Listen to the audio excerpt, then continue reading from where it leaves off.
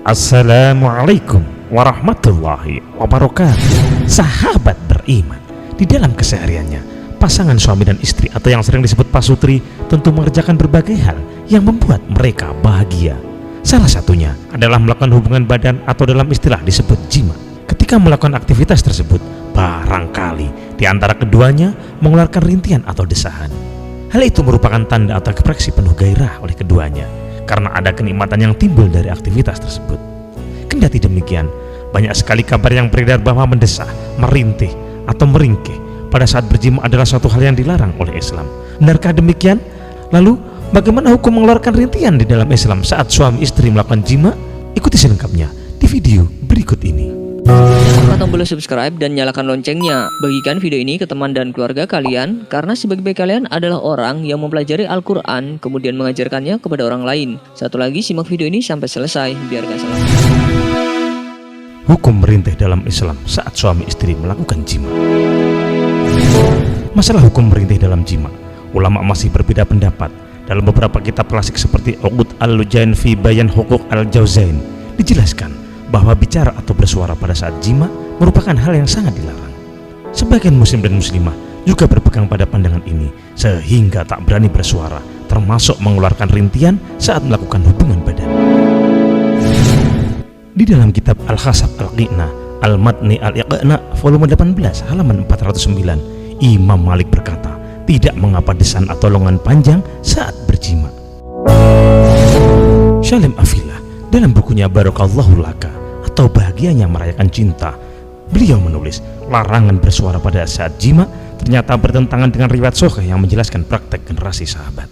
Abdul bin Humaid meriwayatkan dari Ibnu Munzir sebagaimana dikutip Imam Asyuyuti dalam Ad-Durrul Mansur bahwa Muawiyah bin Abi Sufyan pernah suatu kali menjima istrinya.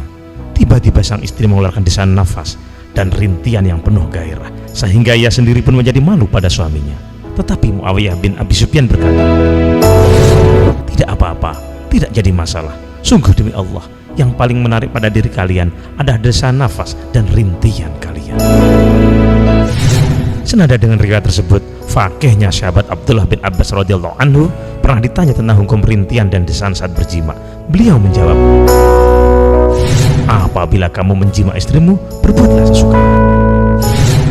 Imam Asyuyuti juga meriwayatkan bahwa ada seorang qadhi yang tengah menggauli istrinya.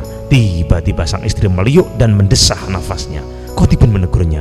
Namun tatkala qadhi menggauli istrinya lagi, ia justru berkata, coba lakukan lagi seperti kamu. Ibnu Abbas pernah ditanya tentang hukum desahan dan rintihan yang dilakukan tatkala berhubungan badan. Beliau menjawab, apabila engkau menggauli istrimu, berbuatlah sesukamu. Dari paparan di atas, jelas bahwa mendesah dan merintih sebagai ekspresi gairah dan letupan kenikmatan bersenggama tidaklah terlarang secara syariat. Tidak ada dalil yang secara valid melarang mendesah dan merintih saat bersenggama, karena hal itu sejatinya juga merupakan fitrah dan tabiat yang umumnya dimiliki oleh kaum wanita. Bila ada anjuran untuk tidak mendesah dan merintih dengan desahan dan rintihan yang keras, sebagaimana yang termaktub dalam buku dan kitab yang telah disebutkan di muka, sesungguhnya konteksnya adalah bila didengar atau khawatir didengar oleh orang lain.